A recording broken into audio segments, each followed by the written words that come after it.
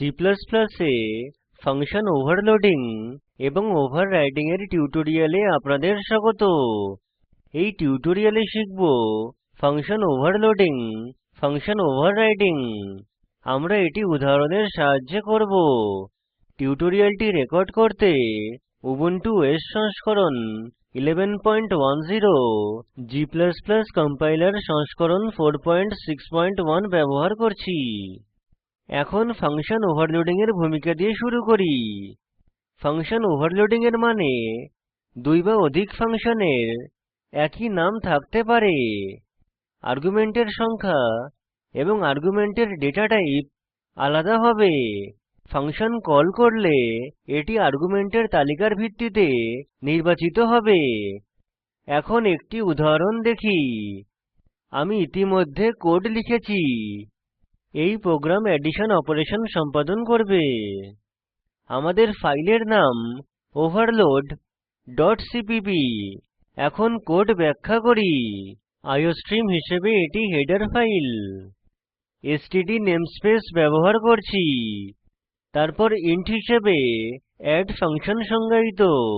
এখানে তিনটি argument pass করেছি, ইন্ট a, ইন্ট b এবং ইন্ট c। তারপর তিনটি সংখ্যার অ্যাডিশন সঞ্চালন করে ভ্যালু রিটার্ন করি। এখানে এড ফাংশন ওভারলোড করি। এটি ফ্লোট হিসেবে ঘোষিত। দুটি আর্গুমেন্ট ফ্লোট d এবং ফ্লোট e পাস করেছি। তারপর অ্যাডিশন অপারেশন সম্পাদন করব। এটি মেইন ফাংশন। এই ফাংশনে বিভিন্ন আর্গুমেন্টের সাথে এড ফাংশন ঘোষিত করেছি। তারপর ভ্যারিয়েবল ঘোষিত করেছি। এখানে ইউজারের থেকে ইন্টিজার ভ্যালু গ্রহণ করি। তারপর এড ফাংশন কল করে ফলাফল সুম এ সংরক্ষণ করি। এখন ফলাফল প্রিন্ট করি। এখন ইউজারের থেকে ফ্লোটিং পয়েন্ট নম্বর গ্রহণ করি। তারপর দুটি আর্গুমেন্টের সাথে এড ফাংশন কল করি এবং সুম প্রিন্ট করি। এটি রিটার্ন স্টেটমেন্ট। এখন প্রোগ্রাম এক্সিকিউট করি।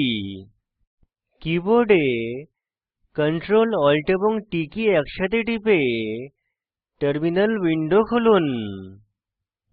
এক্সিকিউট করতে লিখুন g space overload dot CPP space o space over. Enter টিপুন। লিখুন ডট স্ল্যাশ ওভার। এন্টার টিপুন। Enter three integers। আমি লিখব 10, 25 এবং 48। আউটপুট হল সুম ওএফ ইন্টিজার্স ইস 83। এখন দেখি Enter two floating point numbers. আমি 45 এবং 89 লিখব। Enter টিপুন। আউটপুট হল sum of floating point numbers is 13.4। এখন ফাংশন ওভাররাইডিং দেখি। স্লাইডে ফিরে আসি। ডিরাইভড ক্লাসে বাসে ক্লাস ফাংশন পুনঃ সংজ্ঞায়িত করছি। ডিরাইভড ক্লাস ফাংশন বাসে ক্লাস ফাংশন ওভাররাইড করে, কিন্তু পাস করা আর্গুমেন্ট একই এবং রিটার্ন টাইপও একই। একটি উদাহরণ দেখি। এখানে ফাংশন ওভাররাইডিং এর উদাহরণ রয়েছে। আমাদের ফাইলের নাম override.cpp। এখন কোড দেখি। আইওস্ট্রিম হিসেবে এটি হেডার ফাইল। আমরা এসটিডি নেমস্পেস ব্যবহার করছি। তারপর অ্যারিথমেটিক ক্লাস রয়েছে। প্রটেক্টেড রূপে ইন্টিজার ভ্যারিয়েবল ঘোষিত করেছি। পাবলিক হিসেবে ঘোষিত ফাংশন ভ্যালু রয়েছে। দুটি আর্গুমেন্ট পাস করেছি, ইন্ট x এবং ইন্ট y। তারপর ইন্ট a এবং b ভ্যালু সংরক্ষণ করি। অপারেশনস হিসেবে ভার্চুয়াল ফাংশন রয়েছে। এতে দুটি সংখ্যা যোগ করে যোগফল প্রিন্ট করি। এখানে ক্লাস বন্ধ করি। ডিরাইভড ক্লাস রূপে সাবট্রাক্ট ক্লাস রয়েছে। এটি বাসে ক্লাস অ্যারিথমেটিক ইনহেরিট করে। এখন আমরা দুটি সংখ্যার তফাৎ নিরূপণ করে তফাৎ প্রিন্ট করি। তারপর আরেকটি ডিরাইভড ক্লাস মাল্টিপ্লাই রয়েছে। এটিও বাসে ক্লাস অ্যারিথমেটিক ইনহেরিট করে। এতে আমরা দুটি সংখ্যার গুণফল নিরূপণ করে গুণফল প্রিন্ট করি। তারপর ডিভাইড ক্লাস রয়েছে, এটিও বেস ক্লাস অ্যারিথমেটিক ইনহেরিট করে।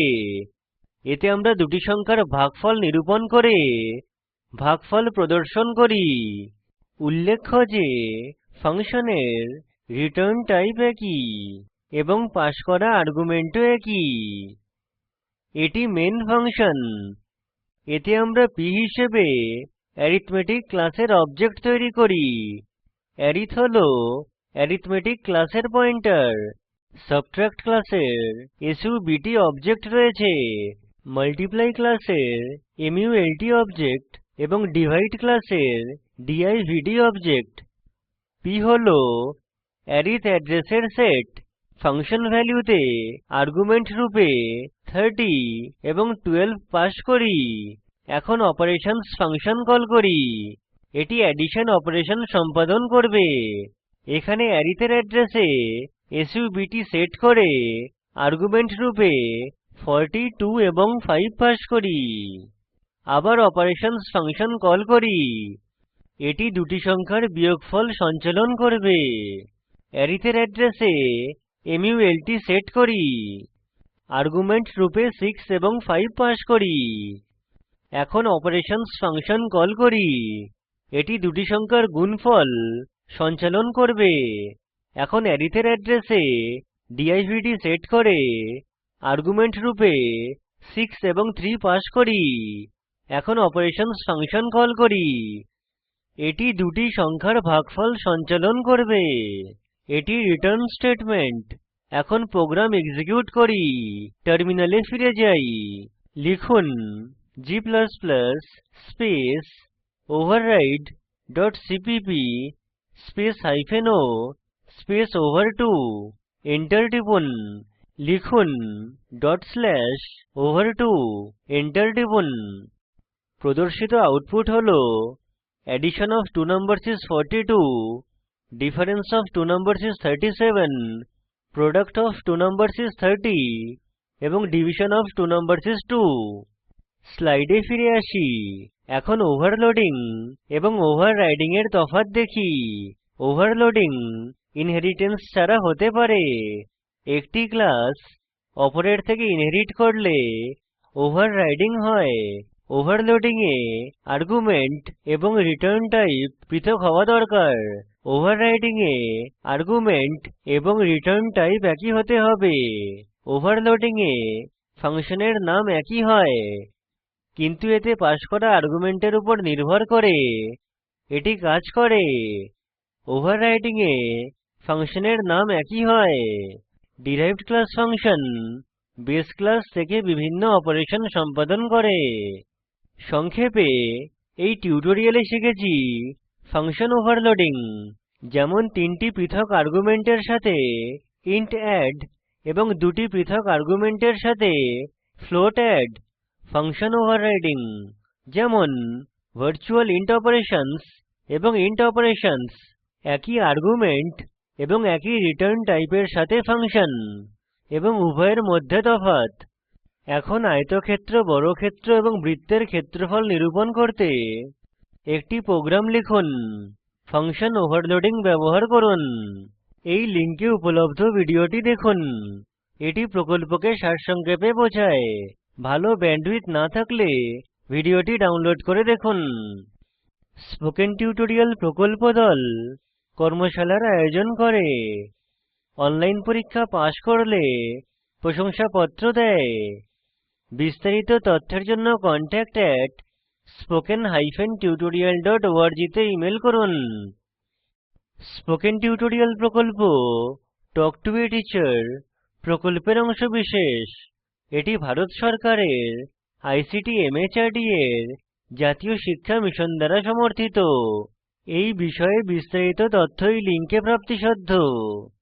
আমি কৌশিক দত্ত এই টিউটোরিয়ালটি অনুবাদ করেছি।